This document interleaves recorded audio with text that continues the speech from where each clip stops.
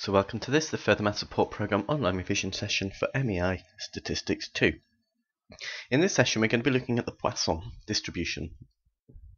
So we need to know when we can use the Poisson, which is quite obvious really, but we do. We need to be able to calculate probabilities from the Poisson model. We need to be able to use the Poisson as an approximation to the binomial, which we have seen in another session, and also when it's appropriate to do. We need to be able to use the normal as an approximating distribution, and we need to know that when you add two independent Poisson distributions together, you are also ending up with a Poisson distribution. Okay, so January 2011, question 2. We've got a student who's investigating the number of sultanas in a particular brand of biscuit. The data in the table shows the number of sultanas in a random sample of 50. And we're asked to show that the sample mean is 1.84, and we're asked to calculate the sample variance. Okay, so to do this, there are a variety of statistics that we need. We need to know, before we start this, we need to know what the sum of your data is, and we also need to know what the sum of your squared data is. Okay, so just to remind you, the sum of fx, it's useful to create an fx column. That's going to be 0, 15, 24, 27, 16, 10, and we don't worry about that one. And then it's also useful to create an fx squared column, which means you square your data and multiply by frequency. So we're going to end up with this setup. Okay, so we can work out both of these values because we're going to need them both. So the sum of all of your data turns out to be 92, and the sum of all your squared data turns out to be 258. Okay, so there are two key bits of calculation we need. Now the key thing is here we're dealing with sample variance and sample mean.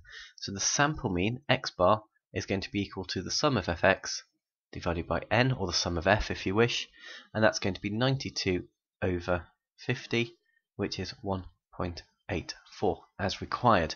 So you get a 1 mark for that. It's a B mark because you're told what the answer is.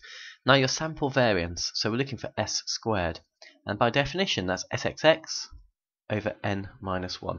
So SSX is something we use for correlation, but it's a convenient tool to enable us to work out correct variances as well. So SXX is equal to the sum of, in this case, fx squared minus the sum of fx squared over n. So that's going to give me 258 minus 92 squared over 50. And we can calculate that, and it is 88.72. Okay, so coming back to s squared therefore is equal to 88.72 all divided by 49. Okay, very important, we use n minus 1 there. So that's going to give me 1.81. Okay, so you get 2 marks for this, one for the calculation of variance, so in combination it's these two things together, and then an accuracy mark for the end. Of course, if you are able to use your calculator to do this, then you can, but you need to make sure you get the correct answer. Okay, so carries on and says, explain why the results suggest a Poisson distribution may be suitable. Well, for this, what you want is you want the sample mean to be roughly equal to the sample variance. That's one of the key things about a Poisson distribution, that the mean and the variance are the same. So in this particular case, they are. If you remember, the mean was 1.84. I think that's what we're asked for it to show. And your s squared is 1.81. So because they're close, it's sensible to suggest a Poisson distribution. So you get 1 mark for that. Okay, so now we're going to assume that I do have a Poisson distribution of 1.84. Okay, and we're asked to work out the probability that there are no biscuits, no sultanas in a biscuit. Okay, so there is a formula for this. Just write it down here. The probability of getting a specific value is e to the minus lambda times by lambda to the r on r factorial. So in this particular case, it's going to be e to the minus 1.84 times by 1.84 to the naught over naught factorial. And if we calculate that quite nicely, we're going to get 0.159. Okay, so for part A, we're getting 2 marks, 1 for the probability calculation and 1 for getting the correct answer. And then for part B, for part B, I'll just do it down here in a box, at least 2 sultanas. Okay, so at least 2 sultanas is the probability that x is greater than or equal to 2, which is 1 minus the probability of x being 0 or 1.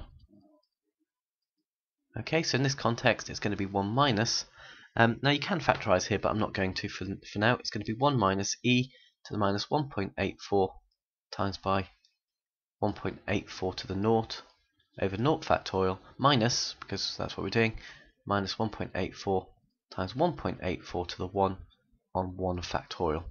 Okay, and you've basically got 2 marks for this now. 1 for working out the additional probability that we require, 1 for actually working out the entire calculation.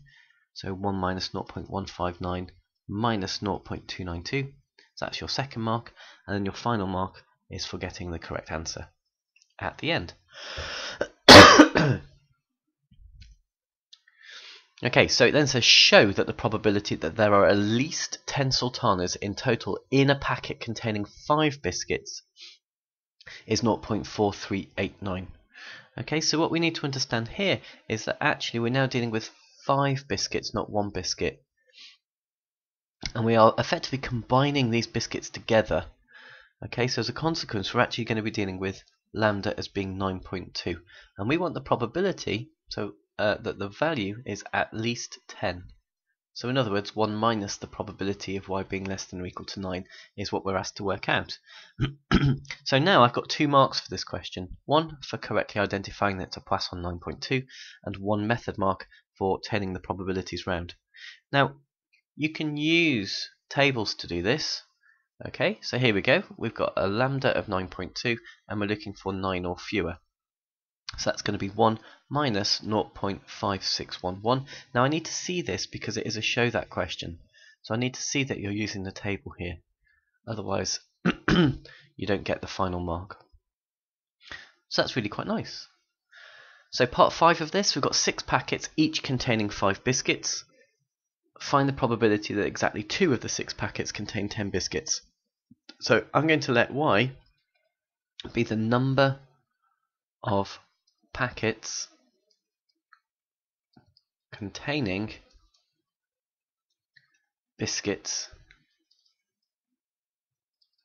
with at least 10 sultanas. Now the reason I've defined it is this is now binomial because either they contain 10 sultanas or more, or they don't.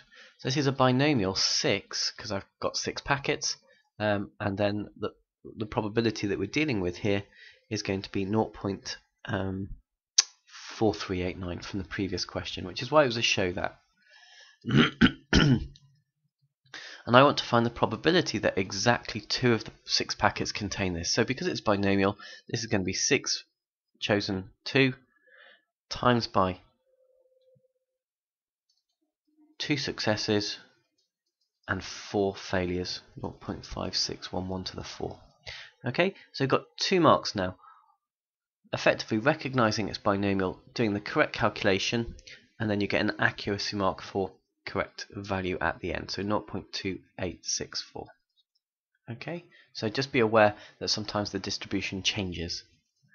So 60 packets containing 5 biscuits are chosen, so this time we're asked to do a suitable approximation that more than half. So I'm looking for the probability, again I can keep the same sort of idea, but I'm looking for the probability that y is greater than 30. Or in other words, 1 minus the probability that y is less than and equal to 30. Okay, we'll come back to that in a minute. But the distribution I'm now dealing with, again, it's still binomial, 60, 0.4389. Now, you can realize you can't use the tables for that, but n is large, p is roughly a half. So what we can actually do is approximate this to a normal distribution. Okay, and the mean is going to be 26.334, so it's n times p, 26.334, and the variance is npq, which in this case is going to lead me to 14.776. So my normal distribution is going to be 26.334, and then the square root of 14.776 squared as my variance. Okay, so we've got everything that we need. So really, it's this that I'm worrying about. But I've just approximated to a continuous distribution. So really, I have to realize that in my approximation, I'm really going to be dealing with this. 30 could be anything up to and including 30.5. So what I'm now going to do is standardize this. So Z is going to equal 30.5 minus 26.334, all divided by the square root of 14.776, which is going to give me a Z value of 1.0838. Okay, so what I'm then going to be using is my tables to do this. So again, my Z value was 1.0838. Now that's a bit awkward. Okay, so 108. Now 38 is a bit interesting to come by. Okay, so we just need to think carefully about how we're going to do this. So there's 3 and there's 4. Okay, so we're looking at 0.8599. That's if Z is equal to 1.08. And then we've got two values. 1.083 is going to give me adding 7 to that. So if we add 7 to that, that's going to give me a probability of 0.8606. And 1.084, I'm going to add 9 instead, so 0.8608. Okay, so you just round it. If it was exactly half, I'd be using 8607, but because it's closer to 1.8084, then that's what I'm going to use. So you just need to be a little bit aware of that. Okay. Other than that, yeah, it's just about being careful. So that's the probability I'm going to use. But as I say, I want one minus that because that's what we're looking for. So the probability we're looking for is 1 take away 0.8608, which is going to give me a value of 0.1392. Okay, so you've got 5 marks for this. So let me show you where they're allocated. You're going to get 1 mark for correctly working out mu, another mark for correctly working out sigma squared. You then get 1 mark for using continuity correctly, and you get a method mark for starting to work out your Z value and making sure the parity is correct. So making sure everything is the correct way around to lead you to an answer of 0.1392. So that's quite a pleasant question, really, just lots of bits. So moving on to June 2010 question 3. Radioactive sources decaying at a mean rate of 3.4 counts per 5 seconds. Okay, so it's asking for the conditions and as to why we are using a Poisson distribution in this particular case. Okay, so what we're looking for here is the fact that the counters have a uniform average rate of occurrence. Okay, it's very important that we've got an average rate here. If we don't have an average rate, then this doesn't work. Okay, so average rate of occurrence, that's really quite important. And also what we need is independency. Okay, the fact that we've got a count means that everything is independent. Dependency. Okay, without those two things we can't have a Poisson, so it's 1 mark for each of those. Okay, we're now asked to state the variance of the Poisson distribution. So you need to realize that this is a Poisson 3.4, and you need to realize that your parameter is your mean and is also your variance. So your variance in this particular case is also 3.4, 1 mark. So now we're asked to work out the probability of exactly 3 counts. So exactly 3 counts in a 5-second period. So we've seen this formula before. It's going to be e to the minus lambda times by lambda to the power of 3 over 3 factorial. Okay, you can do this using tables, but as it's an exact amount, I'm not going to. I'll use tables for the second part. So that's going to be 0.2186. So 2 marks, 1 for the calculation, 1 for the exact value. Okay, if you wanted to do it using tables to get exactly 3, what you're going to be doing is looking for the difference between this amount and this amount. So we're looking for 0.5584 minus 0.3397. Okay, and you'll notice that that gives you the correct answer as well. Okay, so if we work that through, then we're going to get 0.2186 as well, or 7 in this case actually. So you just be aware that sometimes you can get subtly slightly different answers depending on which one you're using. So that's absolutely fine. So again, 2 marks for that. Okay, now for part B, I'm just going to clear that off because I didn't really want to do that. I want to do part B here. So for part B, we're looking for at least 3 counters in a 5-second period. Okay, so at least 3 counts, that's the probability that x is greater than or equal to 3, which is the same as 1 minus the probability of x being less than or equal to 2. So again, that's going to be 1 minus 0.3397.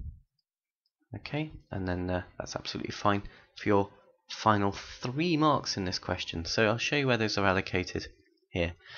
Okay, so you're going to get 1 mark here. You're going to get another method mark for using the tables correctly, and then an accuracy mark for getting 0.6603 at the end.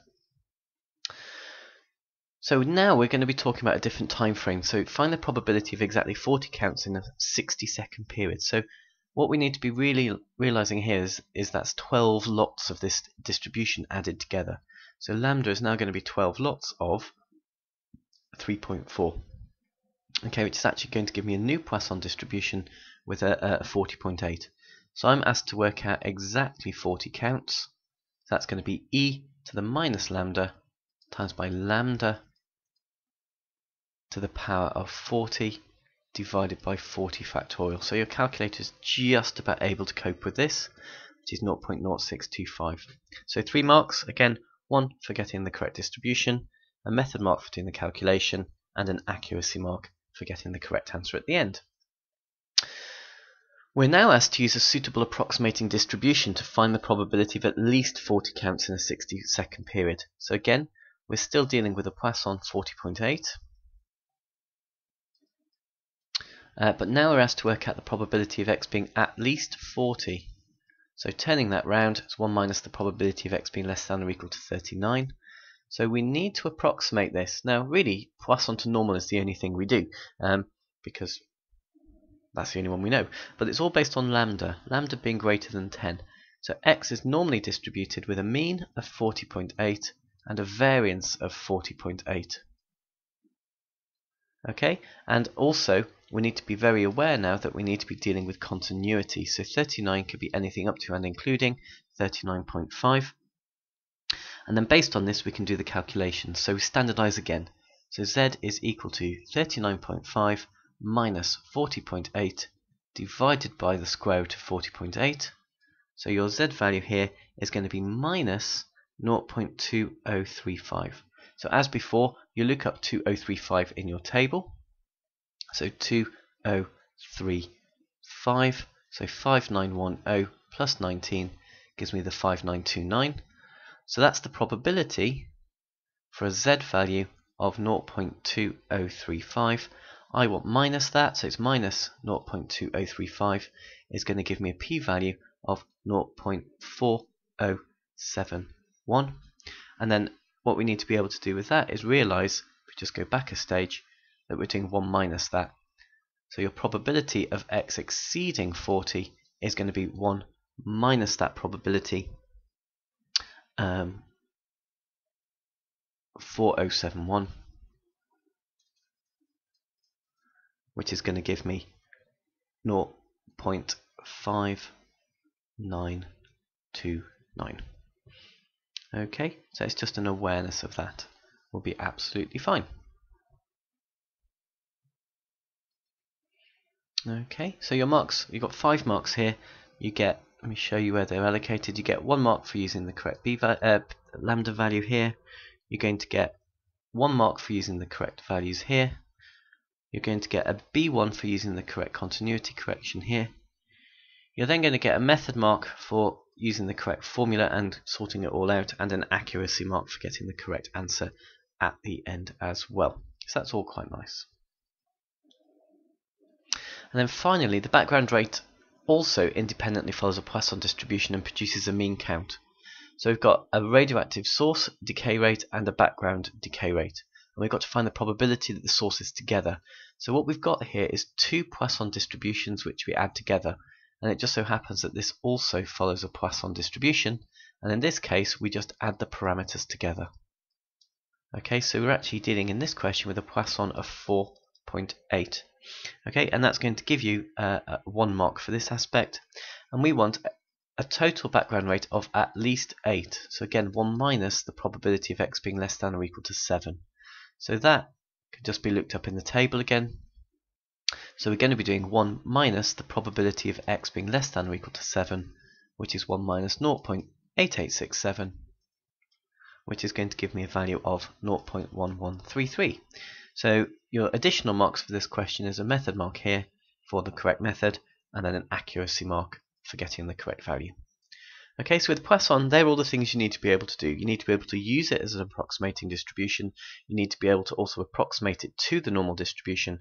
Use tables. You need to be able to use the formulae, and just be very, very conscious about moving everything around and swapping it all over.